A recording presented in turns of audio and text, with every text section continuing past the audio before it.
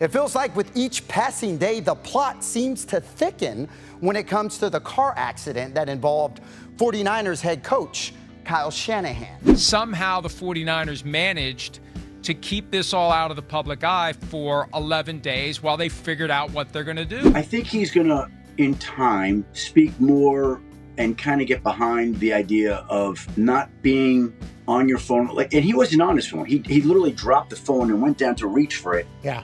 And when he reached back up, it was instantaneous. Nothing about Kyle Shanahan's car accident has been normal. From the delayed reporting to the police response to even the 49ers security acting like lawyers. We'll get to that. This situation has been really weird. With so many different angles and developments, I decided to take a deep look into this and report on what I found. I'm Seattle Mike on the mic, and this is what they're not telling you about Kyle Shanahan's car accident. On to Kyle. So it was released today, via statement of what happened. Kyle is doing good. He's got some bumps and bruises. He did suffer a concussion in the accident. On July 25th, 2026, the 49ers released a statement claiming their head coach, Kyle Shanahan, had gotten into a car accident and would be limited in practice sessions at the start of training camp. 1 minute later, Adam Schefter had a more detailed social media post writing, Shanahan broke his nose, 3 ribs, his hand, needed over 40 stitches in his face, and suffered a severe concussion during a July 14th car accident. 1 minute after that, ESPN posted an article written by Schefter and Nick Wagner that had even more details, including quotes from 49ers general manager John Lynch and Palo Alto Police Lieutenant Nicholas Martinez. So first, let's look at the timeline of all of this. Because by the time that this was reported, everybody knew Shanahan was going to be fine. So the first question naturally wasn't, hey, how's Shanahan doing? Is he going to be all right? Now that we know he's going to be all right and that he was on the road to recovery, the first question becomes, how didn't we know about this? The accident happened on July 14th. The general public wasn't made aware until 11 days later on July 25th.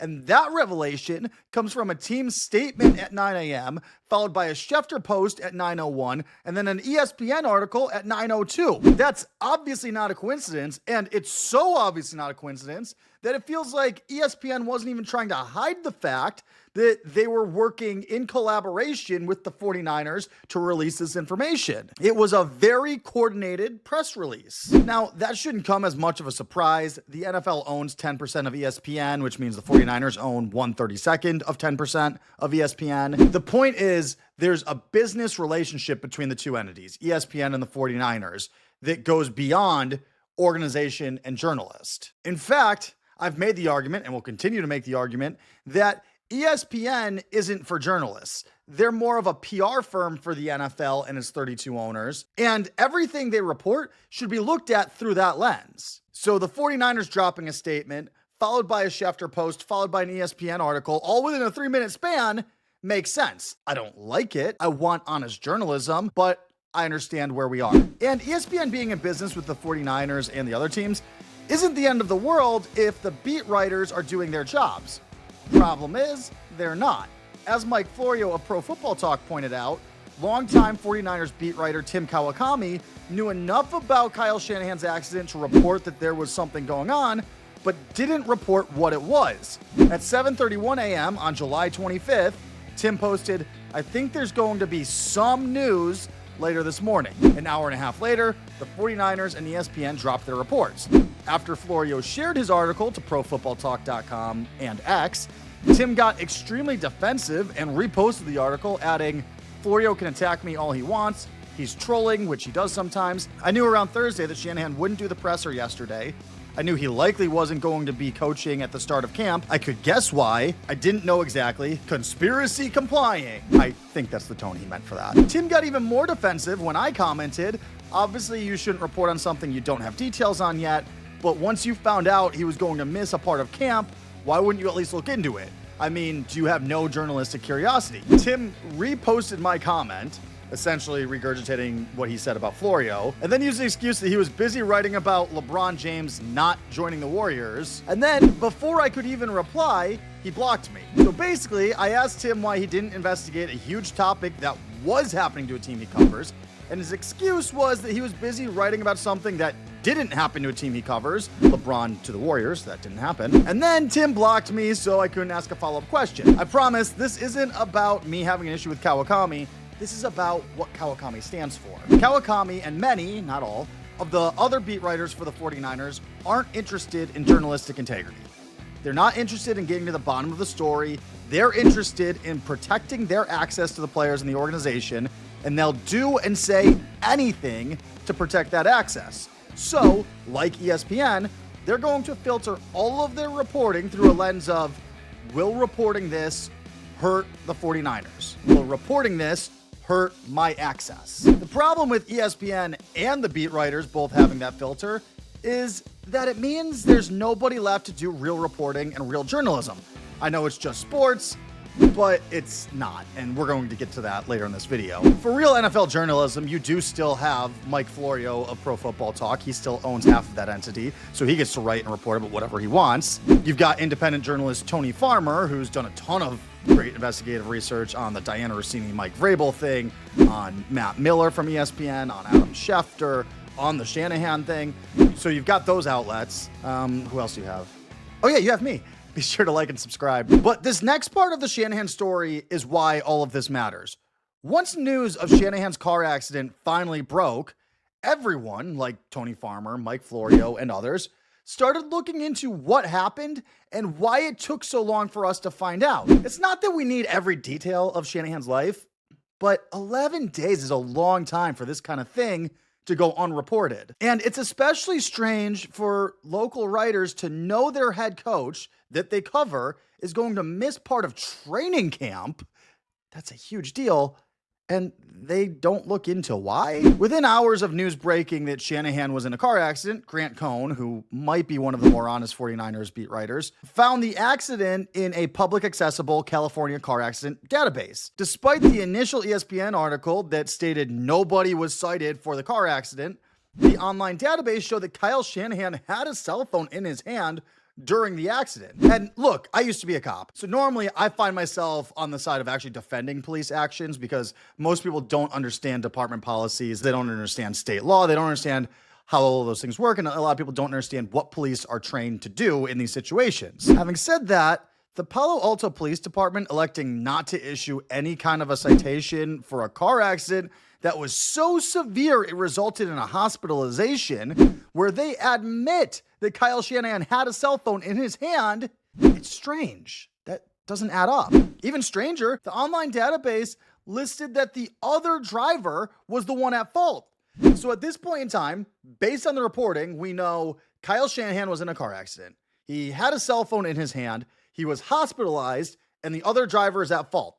That's what we knew until a day later when Shanahan called a bunch of local beat writers into his office and clarified, no, actually, I'm the one that was at fault. Shanahan said his cell phone was in his lap. He claims he wasn't using it, but it fell and he attempted to retrieve it. And that's when he accidentally swerved into the other lane and hit a car traveling in the opposite direction, being driven by a 21-year-old female. ESPN responded to Shanahan clarifying that up by putting out another report that provided the Palo Alto Police Department's response, stating the database showing the other driver at fault was a clerical error. We're going to talk about that. We're going to talk a lot about the Palo Alto Police Department in a few moments. But first, we need to take a little closer look at this closed-door meeting that Shanahan had with the beat writers. First of all, I do applaud Shanahan for setting the record straight. A lot of people have said, oh, he only did it because the other driver will sue him if he doesn't. I don't think that's true, because if that was the issue, I think Shanahan's lawyer would have preferred to put out a statement instead of giving Shanahan an open forum with writers. Lawyers prefer statements. They don't like open back and forth dialogue, especially without them there. So I applaud Shanahan for setting the record straight. I think he just wanted to do the right thing. At the same time, I'm calling bullshit.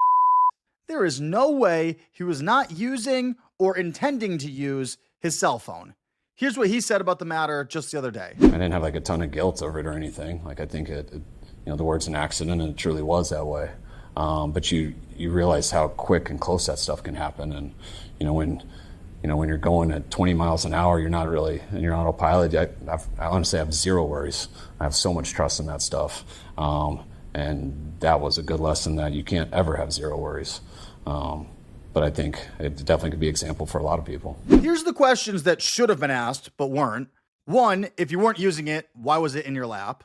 2, if you weren't intending to use it, why bother attempting to retrieve it from the back seat nonetheless? And 3, if you were in fact trusting the Tesla autopilot too much, as you stated in the press conference, why wouldn't you be using your phone? Your defense is, I wasn't using my cell phone because I know I still need to pay attention to the road, but I was trusting the autopilot so much that I felt I could retrieve the phone from the back seat. Those are opposing ideas. According to ESPN, during Shanahan's closed-door meeting with the beat writers, he had a moment where he was asked if he could show the writers the police report, even if they couldn't publish it.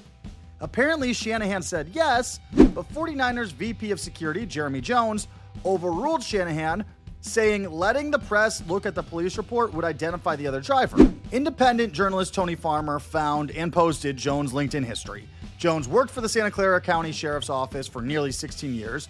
Jones made $500K a year with the Sheriff's Office. He left his position with the Sheriff's Office in 2025 to take a job with the 49ers. I know that California cost of living is high, but $500K a year is good money anywhere in the country. So in order to walk away from that kind of money, he'd have to be making some big bucks with the 49ers. Hypothetically, how much would a team pay? Not the 49ers, a hypothetical team that's far, far away from San Francisco, like Santa Clara, for example. How much would the Santa Clara 49ers pay for a fixer who's a former cop, with all the connections the cops have, all of the connections to the police departments, all the connections to politicians and whoever? I mean, judges, you name it. Cops have relationships with a ton of people. How much would a team that's valued at, let's say, I don't know, $10.2 billion, how much would a team pay to have a guy like that that can just make problems go away for their players and staff? Something I've known for a long time is that teams have fixers. I actually had a source a couple years ago tell me that. The way it was explained to me is that what the fixers do is, say a player gets into a bar fight or something. The fixer will show up, will offer to pay the other person money or give them tickets or give them whatever they can give them to make the problem go away, to make them not report it, to just sweep this whole thing under the rug. And well, that's not great. It's actually not terrible because at least in that circumstance, the other person is agreeing to whatever they're agreeing to. If I run into Earl Thomas at a bar and he punches me in the face and then some guy comes up and goes, hey, if you don't report it, I'll give you $5,000. I might go, hey, Earl, can you punch me again? Now, that's the arrangement that I understood fixers operate under. They offer something to make problems go away that the other person is aware of. Tony Farmer uncovered something even worse that comes from Emmanuel Acho. Take a listen. Boom, boom. Hit him. I'm like, ow. Yeah, I'm headed to practice, right? So all my teammates gonna have to drive by me. I hit one of our security people. He says, Acho, when the cop shows up, send the cop away. I'm going to send you another cop. And that other cop is going to say, it wasn't your fault. It was their fault. I was like, yo. I was like, wait, they do that? But I'm like, you've got to be kidding me right now. Not only did NFL personnel call a corrupt cop on demand and send him to the accident scene, they pinned it on somebody else. And this person has probably had higher insurance rates for the last 12 years and is unaware of how this all went down. Two things here. One, Tony makes an excellent point. This is not just like somebody making a problem go away. This is an organization calling a dirty cop to pin a problem on an unsuspecting person. So I think it's important that we acknowledge that that's the accusation being made here by Emmanuel Acho. But that brings me to point number 2. I don't trust Emmanuel Acho. I feel like he says a lot of things just for clout. And this claim alone, no matter how you look at it, proves why nobody should trust Emmanuel Acho. If he's telling the truth, then he's admitting that he let a dirty cop pin his mistake on an unsuspecting person. If he's lying, well, he's lying. Either way, he's dishonest. Point is, there is an assertion out there now that Acho said it, there's an assertion out there that teams have access to corrupt cops. That brings us back to the Palo Alto Police Department. I'm not saying they're corrupt. I'm not saying they did anything wrong. I am saying there hasn't been any transparency in how they've handled this situation, the Kyle Shanahan car accident situation. And that's why this isn't just sports. This is a high-ranking employee at a massive enterprise getting away with something that you or I reasonably would not get away with. In the same week that we got over an hour's worth of body camera footage covering Tony Romo's DUI stop, we got nothing from the Kyle Shanahan car accident. I get that they're different jurisdictions. I get that they're in different states, but it's a stark difference in the way that these two departments handled these two situations. Despite Tony Farmer and TMZ's best efforts, they were both denied body camera footage from the Kyle Shanahan car accident, assuming it exists at all. Look at this report from a month before the Kyle Shanahan car accident. Concerns about body camera compliance. That's what a newly released independent audit of the Palo Alto Police Department is highlighting.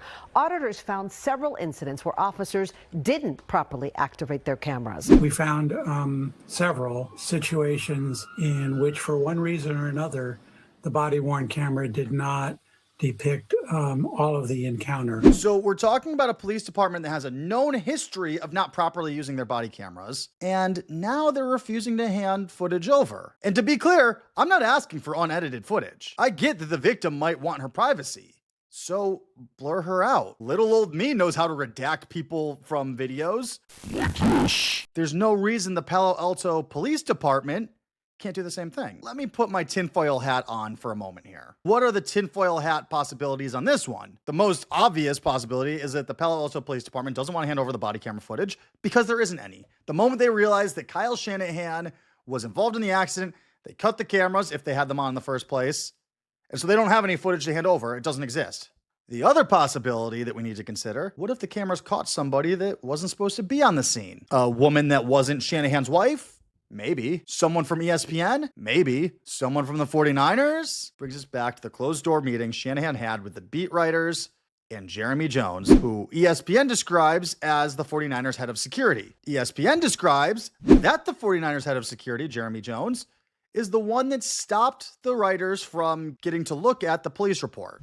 I keep saying the guy that ESPN reported as the 49ers head of security. I say it that way deliberately. The 49ers website identifies him as the VP of security. Larry Day is actually the director of security. Why would ESPN change Jones' title? I mean, I found it through a simple Google search. There's no way these guys couldn't have found that. The innocent explanation is that his title is VP of security, but in practicality, he operates as a head or co-head of security. And that may very well be the case. If I trusted ESPN even a little bit, maybe I would buy that. But if I put my tinfoil hat on again, what if this? Jeremy Jones wasn't the fixer this time. He didn't go to the scene of the accident. He didn't make the problem go away. Larry Day, the president of security that's been with the team for 7 years, is the one that actually went to the scene. He gets the Palo Alto Police Department to agree not to issue any kind of a citation or anything. Shanahan gets the other driver to sign an NDA in exchange for a few $1,000. Nothing, all things considered. And then has the PAPD list the other driver as the one at fault for the off chance that somebody at some point in time looks for this accident in the public California database. They don't think anyone will ever look at the database, but they add that clerical error as a layer of protection. After all, they know the team and the fixer are going to keep the media quiet and suppress the story, or at least they'll try to.